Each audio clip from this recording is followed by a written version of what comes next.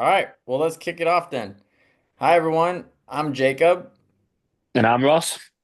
and today we're going to talk to you a bit about Hyrox. So, we are starting this podcast because we want to make Hyrox and the information around Hyrox as accessible as possible. And our goal in creating this is to hopefully encourage people of all different shapes, sizes, fitness backgrounds to participate in a High Rocks one day.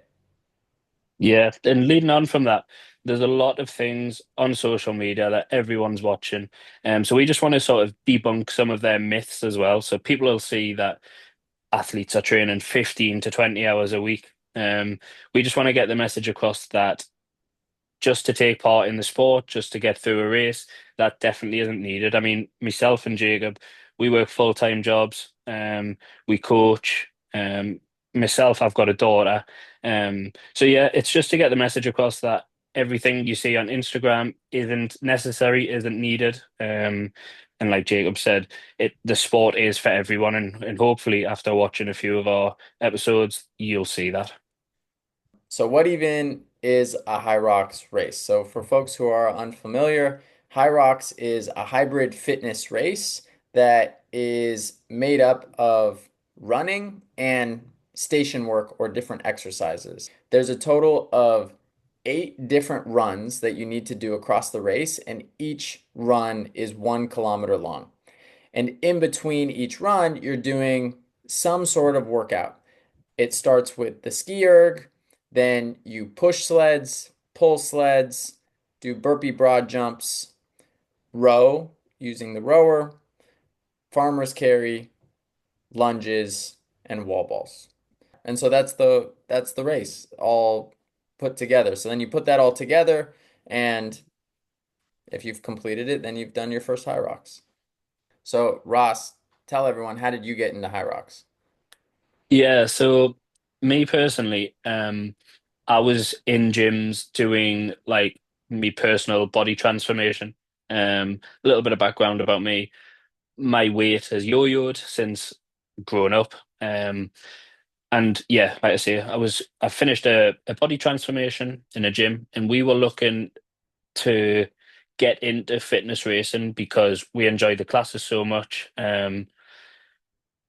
It's funny you've just explained High Rocks there. Definitely could have done with hearing the race layout before we got into it because funny story about my sort of first experiences, the training leading up to it, we entered a relay as our first race.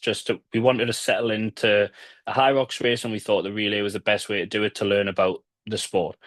Little did we know how little we actually knew about the race. In our training, we were preparing to be able to do our run, um, and then take a rest, and then do a station in 2 stations time. Um, Quickly, just for those that don't know, really, you do 2 runs and 2 stations in your race between the 4 years, and then obviously that totals 8 runs, 8 stations, like Jacob's explained before. But yeah, we were in the understanding that we were able to run, and then our partner could jump in and do the ski, and then someone else could run, and then I could then do the sled push. Yeah, that was totally wrong. So my first High Rocks experience didn't start well. Um, Thankfully, we did find out that wasn't within the rules, and we weren't able to do that. And yeah, my first relay experience was in Glasgow. We got a time of 1 hour and 2 minutes, which we were really happy with. I believe from memory we were top 10 in our first race. And yeah, from then we were just absolutely hooked. We knew we wanted to book the next race, and from memory again, I think we were looking within the hour of finishing the race of when the next city break was, where we could jump to our next High Rocks race. So that was my first race experience. Jacob, how about you? How did you come across High Rocks, and how did your first experience go with it? Similar to you, I was just working out at a gym. I was really into group fitness. So I went to this local like group fitness gym, and some of the coaches there uh, kept talking about Hyrox, and they kept talking about how they were training for something, some upcoming race, and they kept kind of pushing it on me, like saying, "Oh, you'd be good at it. You should do it." And I felt at that point in my life, I was like past my competitive phase. I was like, "Oh, I've done with sports. I don't really need to. I'm just doing this to be healthy and like have fun and feel good."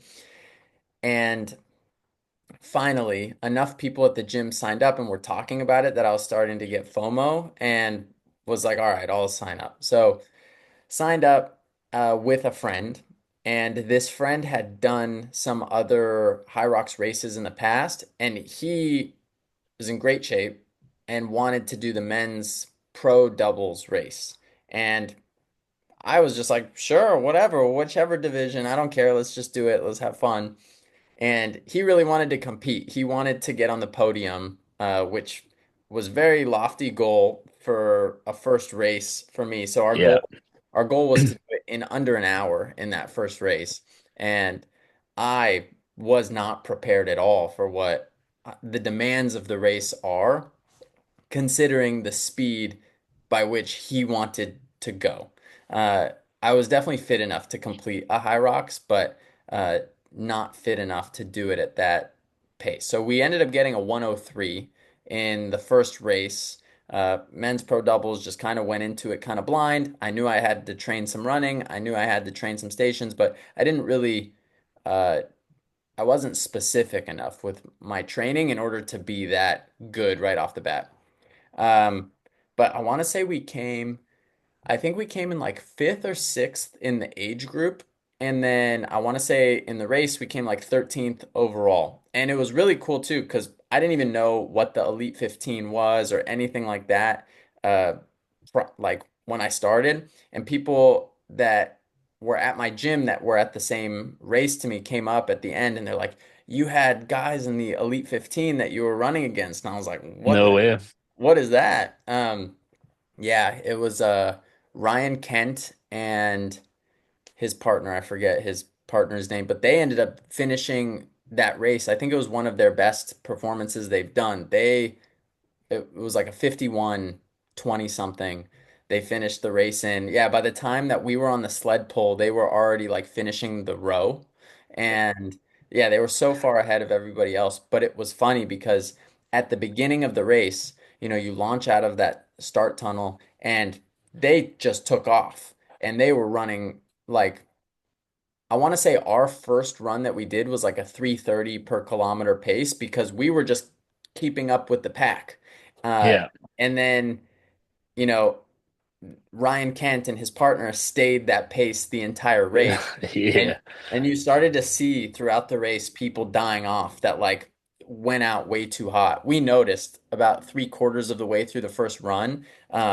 And we dialed it back a little bit coming into the ski erg, but it was yeah, we looked back at like the timing of the first run and we're like, oh my God, we went out way too fast, which is a common problem. So, Yeah. Yeah, definitely. but then after that, I was hooked too. I was like, all right, like this goal of sub 60 is tangible. It's like right there. I know it's possible. I just need to dial it in, work a little harder. And it was fun because also the event itself isn't just for the racers. I feel like the event is equally as much for the spectators and the people that are coming and supporting. And I thought that that was also really cool and made it fun to introduce that to friends who might want to come watch. And then they see how cool the event is and they're like, oh, Yeah. maybe I can do something like that one day. Yeah, it's funny you've mentioned that because obviously we both said we were hooked within our first race. And I was going to ask you why you think you were hooked. Because for me, yes, the race was like brilliant. Really enjoyed the race, but it was way more than that. It was the whole day. Um, like I say, my first race was a relay, so we all traveled up to Glasgow. We stopped in Glasgow for 2 nights, so it was the whole trip. Couple of days leading up to it, nerves kicking in, excitement kicking in. Um, you're going, well, I don't know about you. went and scouted out the arena first just to get a bit of a feel for it, and straight away the atmosphere was just like mental. That I couldn't believe how many people were spectating the races. Like you say, it is like a spectator event as well. Um, I'm gonna say it's competitive, but not in a bad way, and not between athletes. I think you're competitive with yourself, maybe not at first. People do it just to say they've done it, which is absolutely fine. But for me, like yourself, I've always been in sports, and there is a bit of competitiveness, even if it's within myself. However, my point is when you're in the start line or when you're on the track, other athletes are continuously encouraging you. Spectators who don't know you are shouting you on, cheering your name. Um, so it's the whole atmosphere, the whole event, that I was hooked on, not just the actual race. So what was it for you? Similar. I think it was a mix of both. It was a mix of the grit and like intensity of the race itself. Because I'm going into Hyrox, the style of workouts that I always did was very much like boot camp, like Yeah, high intensity workouts. I didn't run that much, but I was very comfortable running and operating with a really high heart rate all the time. Like a lot of people, I think, tend to kind of they hit this peak of like their heart rate feels like they're, topping out and they need to slow down. I'm very comfortable just sitting in that pain for extended periods of time and just kind of yeah, trusting that my heart will operate there. So that feeling and that experience mixed with the competition was kind of like this perfect storm of like yeah, this is what I like to do. It felt like finally all of these workouts and all this training that I've done for so long is finally like now I can yeah, apply it to something. Um, yeah, so that was part of it was like the event itself. But then to your point about the spectators and the community of it, I will say that there is something like really special about the High Rocks community from like all levels. I've had the luxury now of being able to like meet a few of the guys at the top level and chat with them for a bit at different races that I've gone to. yeah, And everybody is so nice. Everybody's very like humble and willing to just like share their thoughts, willing to encourage you. People don't hate on other people because they're yeah, slower or faster. I think yeah, that everybody understands that there are levels to every sport. And what's really cool about High Rocks is that you can have professionals running at the exact same time as people who may have never touched a sled before in their life or have never yeah, spent more than 30 minutes on a rower. Um, so the inclusivity of the sport and the accessibility of it, they even have different divisions for people who maybe have like amputated arm or leg, or they, have some sort of neurological issue where they can't move in the same way that, yeah, normal functioning bodies would be able to. So I think all of that together kind of creates this environment where the community is really strong and people are very encouraging and positive, and also the people that do it know how hard it is. And yeah, so that creates a lot of like empathy, I think, for people that are yeah. experiencing it is like everybody is out there giving it their all. Just some people are in better shape than other people, so they're able to do it a little bit faster. Um, Yeah, it's good. You've just mentioned there people who do it know how hard it is, and that's absolutely right. But then they also know how rewarding it is at the end as well to say that you've got through that grueling race. Because let's be honest, it is. Doesn't matter what level you're at. It's all relative. Like them runs are going to be hard for everyone after certain stations, yeah. and it is such an inclusive sport, and it's funny you've mentioned there you could be running with one of the elite 15 guys in your race if you're in the right race. And like you say, they've now got adaptive divisions as well for those wanting to do it. And I don't there might be, but I don't know another sport where on the track at the same time, there can be like the level can range so much. It can be the elite and then to someone racing their first race. I don't know a sport where that would happen. So that just shows how inclusive High Rocks is, and that's why High Rocks is for everyone. Um, Yeah, it really is. absolutely. I also think Hyrox is fairly safe compared to a lot of other competitive sports.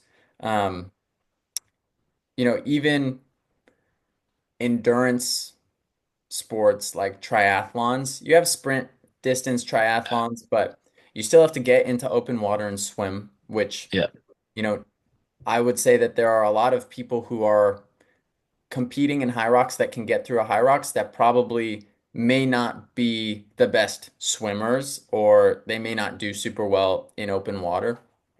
Um, and So I think one, it's considering the intensity that people are, running at and doing these stations at, you don't really hear about a lot of people getting injured doing it. I think the yeah, injuries usually come from people either overdoing it during training and they're like increase volume too quick or they're not giving themselves enough opportunity to recover yeah, or um the other thing is like sometimes we do hear about people who like go too hard and then they like gas themselves out, like heat exhaustion, or um, sometimes these races are at elevation, so there's people that have passed out before. yeah, Um, yeah, but you don't really hear about people twisting ankles or, you know, tearing different ligaments or muscles or things like yeah.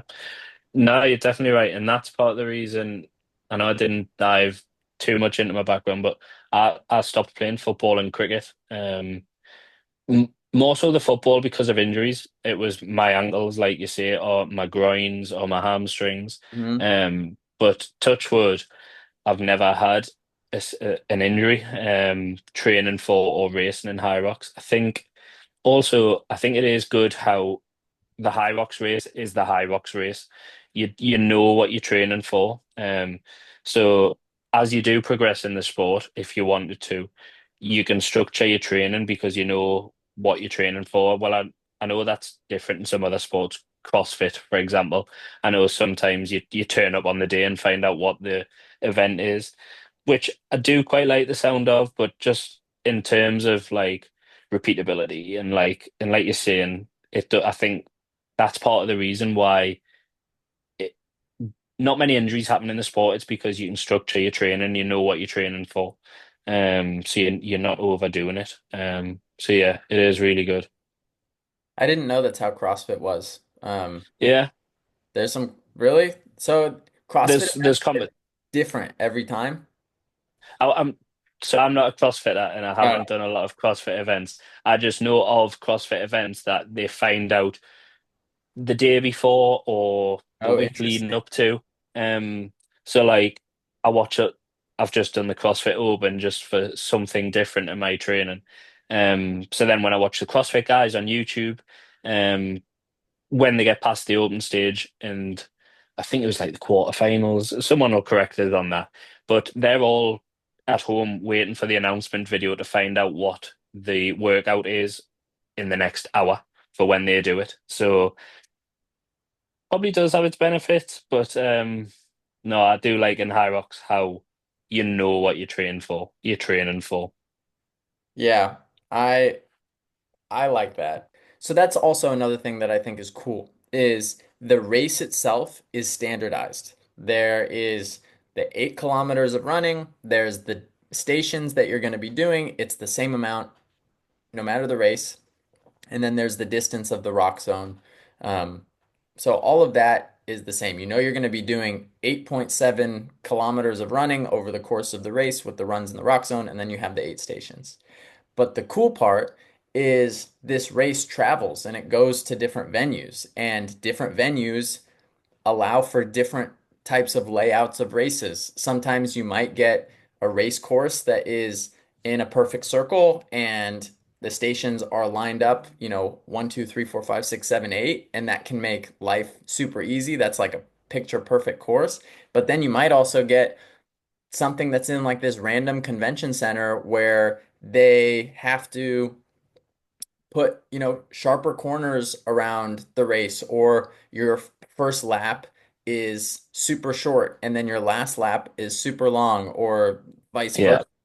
And the stations are out of order. So then you have to remember while you're exhausted, what station do I go While your heart next? rate's at 190. Exactly. Where Yeah. did I just run 3 laps or did I run 2 laps? Which one? Like, do I go in now? Do I do one more? Because also sometimes you go through, you run the lap and you're like, damn, I was running for so long. Did I just run 2 laps or did I run one Yeah. lap? You start doubting yourself. Yeah. Yeah.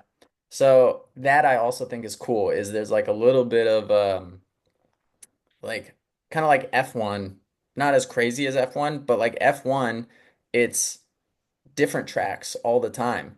And Yeah. your performance on one track might be way better than your performance on another track just because of the way that it was laid out. And Yeah. that can also impact people. So that's a factor on race day that you can't really plan too much for, because it's just like Mm. it's what you get for the venue. Yeah. Yeah. Definitely. All right, so today we covered some of the high level information about what Hyrox is and how Ross and I got into it. And in our chat next week, we're going to talk a bit more about some of the other benefits that Hyrox provides that goes outside of just the physical nature of the race. Yeah. That sounds good. So all that's left to say from me and Jacob is thanks for watching and see you next week.